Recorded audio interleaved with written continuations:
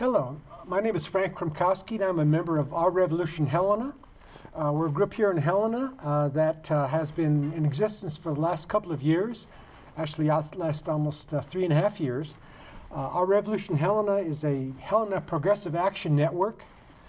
We are an independent progressive action group, and our aim is to work to ignite a true political revolution where people reclaim their democracy, where the ever-increasing income inequality ends, where health care, housing, and food security is available for all.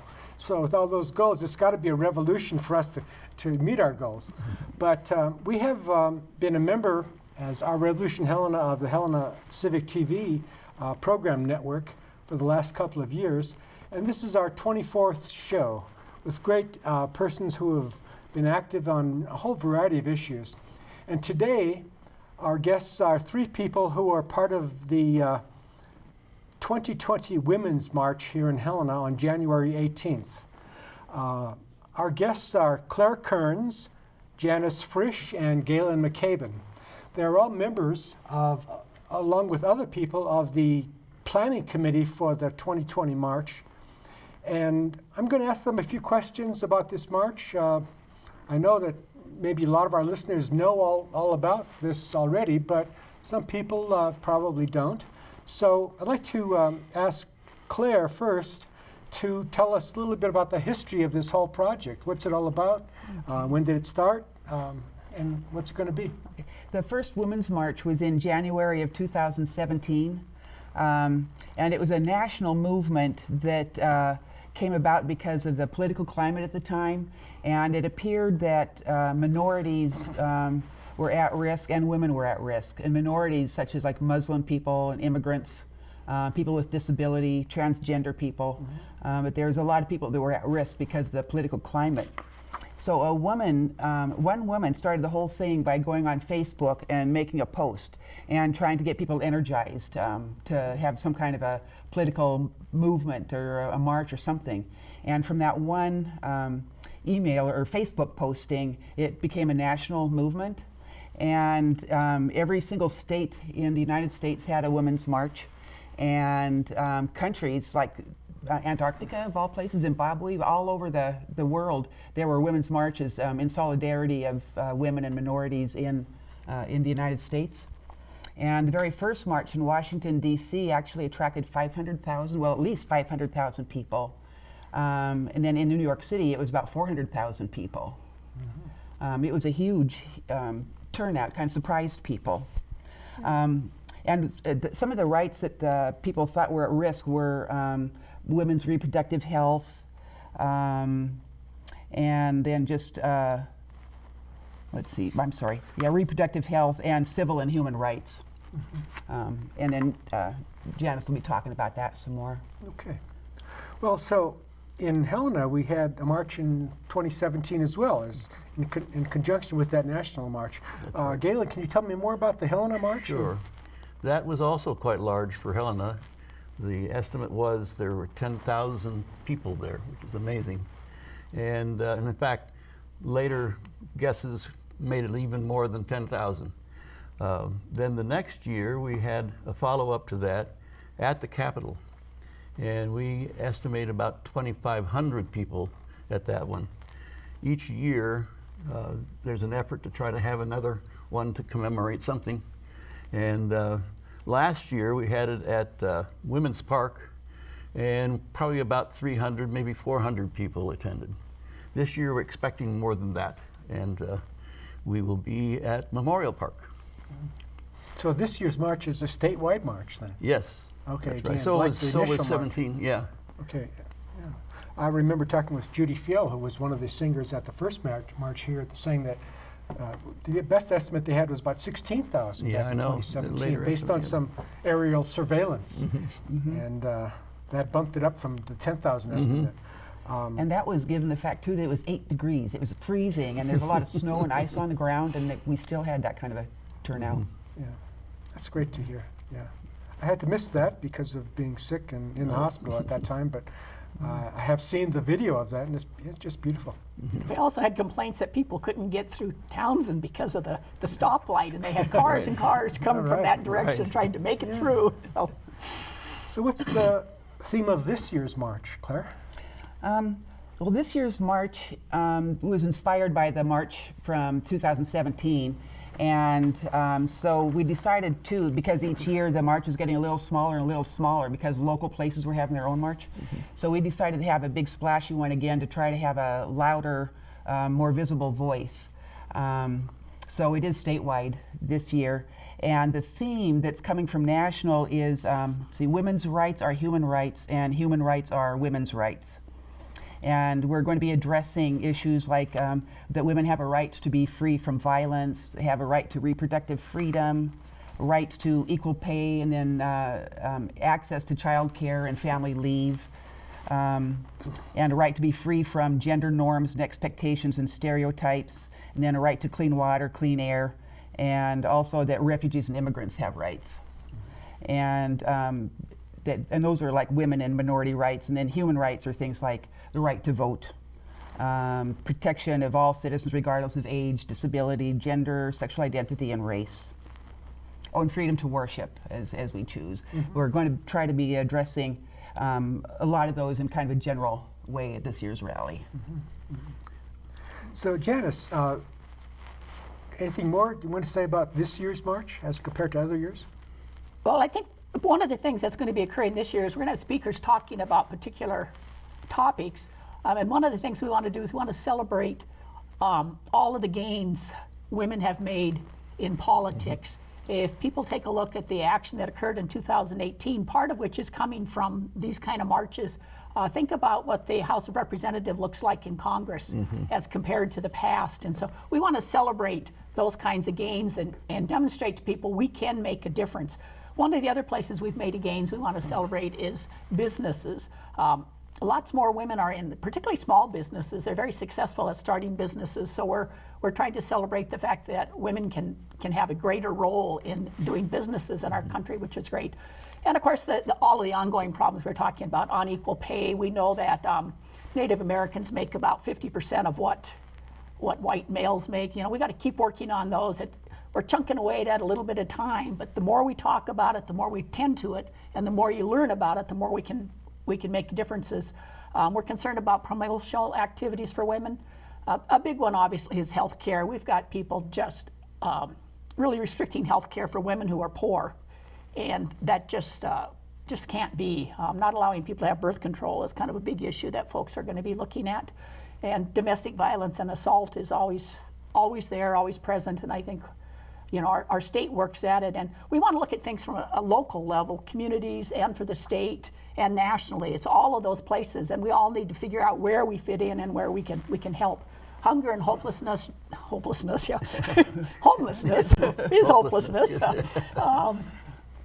is gaining. Unfortunately, that is a growing activity for a number of reasons, and we've got to really take a serious look at that because it's getting worse all the time. And as you mentioned, we want freedom discrimination. One of the things that's a little peculiar to Montana compared to some states is we're really starting to take some activities on missing and murdered Indigenous women. We've got started on that. We've got a ton more to do, but at least we're now recognizing it as an issue, and that's coming out of women's movements since 2017. So we want to emphasize that women do have power. And we can't talk about issues without paying attention to climate. The world is on fire, and everything we do is going to be impacted by climate. So it's sort of one of those overarching kinds of things that we're continuously going to have to pay attention to and talk about. But emphasizing the women of power, we do and can make a difference, especially if we get together.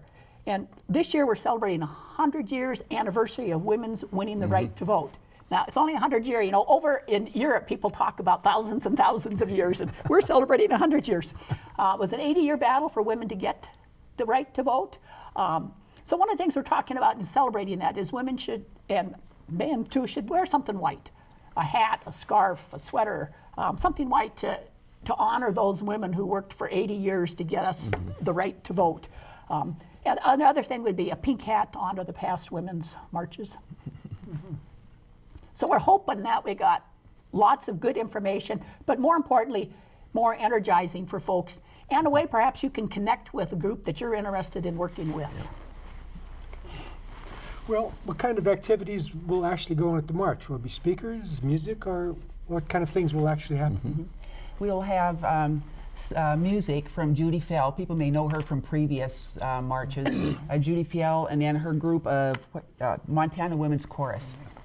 And there's a group of women from Bozeman, and I think it was Missoula and Helena that formed this chorus. And they're going to be speaking, rather singing with Judy. And we have two governor-appointed poet laureates, Montana poet laureates that are going to be reading some original poetry. And one is Melissa, I think I'm pronouncing her name right, Kwasny. Yes. And then Mandy Smoker Broadus. They're going to be reading some original poetry. Anna Cortez, who is the city manager for Helena, is going to be doing a welcoming, welcoming people to Helena for the march.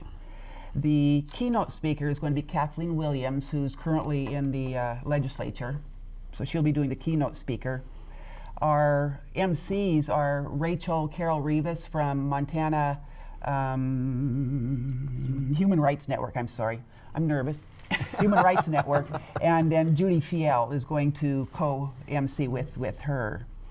And then for the lineup of speakers, we have Nancy Leifer, who is the state president for the Montana League of Women Voters. Bella Nyman, who's Children's Miracle Network representative.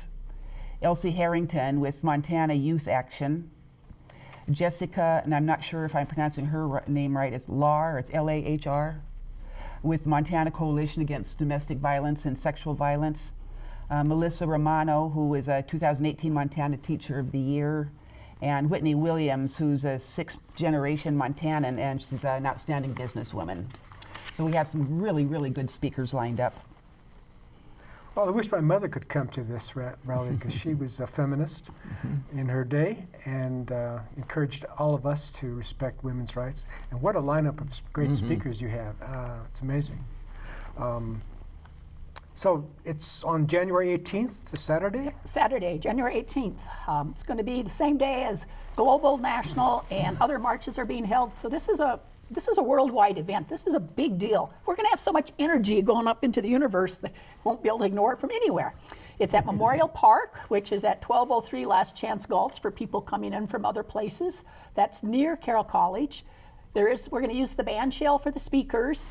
After the speakers get done, we're going to march around Centennial Park, and there's an underpass we'll go through so people don't need to worry about cars. This is a safe march, so there'll be a way we can march without creating issues. And there's one of those great big giant flags over in Centennial Park so as to help celebrate our country. It's going to start at noon, and we expect it'll be done about 2 or 2:30. Don't know what the weather's going to be like.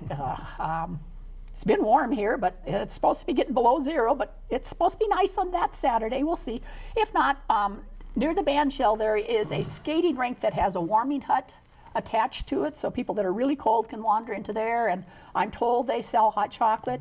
And then there's a Starbucks near the park also, where people could go get coffee and warm up if we have really cold. But right now the forecast says 26 degrees, so we're hoping. Yeah. Good. That's better than the 8 degrees that it was the first year in 2017. Absolutely, yes. Yeah. Well, people will be driving in from all around, and they have the address of Memorial Park there on Last Chance Gulch. But what about parking in places? Where should people assemble for parking? The parking right there by the park is probably fairly limited, so it'll probably fill up right away. But there's a whole lot of parking across behind the YMCA, Centennial Park. And then there's parking actually across from the Federal Building.